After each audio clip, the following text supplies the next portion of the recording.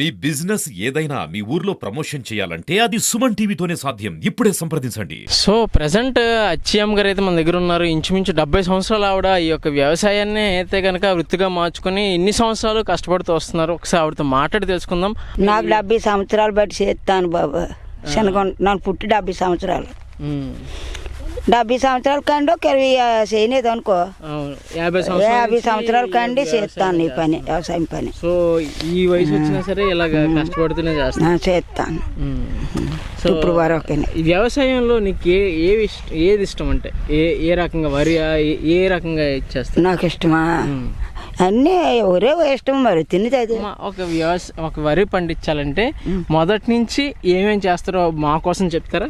ఏమి చేస్తాము, ఆకు పోతారు, ఆకులోని గడ్డి ఏరుతాము, ఆ తర్వాత ఆకు పీగుతాము, ఆ తర్వాత ఉడుపుడుతాము, ఆ తర్వాత మళ్ళీ గోప పీగుతాము, ఆ తర్వాత మళ్ళీ కోత కోస్తాము, అది కోత కోసిన తర్వాత ఒవులేస్తాము, ఒవులేసిన తర్వాత ఏమో మోపులు కడతాము, అవన్నీ తెచ్చి కుప్ప పెడతాము, ఆ కుప్పనేమో నొరసడా బయలుతాము, నూరిసి ఇప్పుడు ఎగరపోతాను.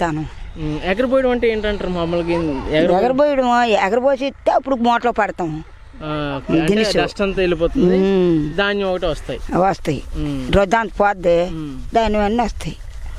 ఇన్ని సంవత్సరాలు 50 సంవత్సరాలు నీ పనిలో వ్యవసాయమే చేస్తున్నా, వేరే పని నీకు తెలియదు.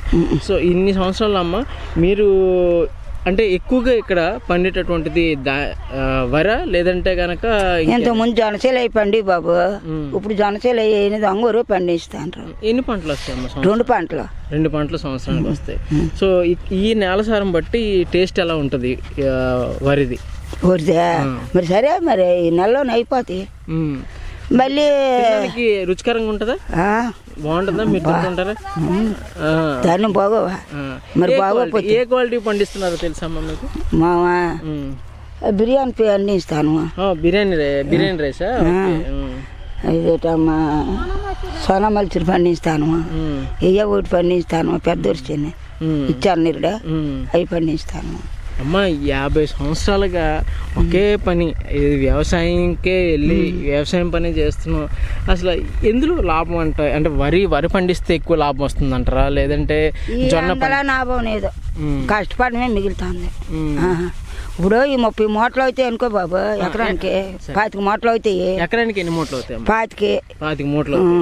25 అయితే ఆకు వచ్చిన కండి ఆకుకి ఇతనాలకే ఎకరానికే 2 ప్యాకెట్లకే 2000 తీసుకుంటారు. అక్కడ నిండి ఆకుబట్ట దుక్కి అంత, అక్కడ నిండి అందులోనే ఇతనాలు పోసినోడు ఎంత, ఇతనాలు వేయడానికి ఆడొక 500 తీసుకుంటాడు, మోసుకొచ్చినోడు ఒక 500 తీసుకుంటాడు, టూర్ నుండి తెచ్చినోడు ఒక 200 తీసుకుంటాడు.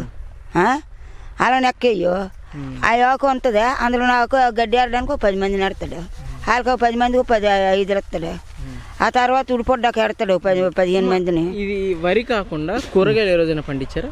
కూరగాయలు పండించినా, గొప్ప బెండకాయలు, వంకాయలు, చిక్కుడుకాయలు, కాకరకాయలు, అరటికాయలు అన్నీ పండిస్తాం, మిరగాయలు. అమ్మా ఎంతోమంది ఈ యొక్క వ్యవసాయంలోకి రావాలనుకున్న ప్రజెంట్ అయితే కానీ చాలామంది రావాలనుకుని ఈ వ్యవసాయాన్ని చేద్దాం అనుకుంటున్నారు. వాళ్ళకి మీలాంటి పెద్దలు చెప్పేది ఏం చెప్తారు మామూలుగా? అంటే కష్టపడితే బాగుంటుంది. కష్టపడితేనే కష్టపడకపోతే అట్లా చాలదు. కష్టపడితే కనుక కష్టపడితేనే, కష్టపడకపోతే ఎటు చాలదు.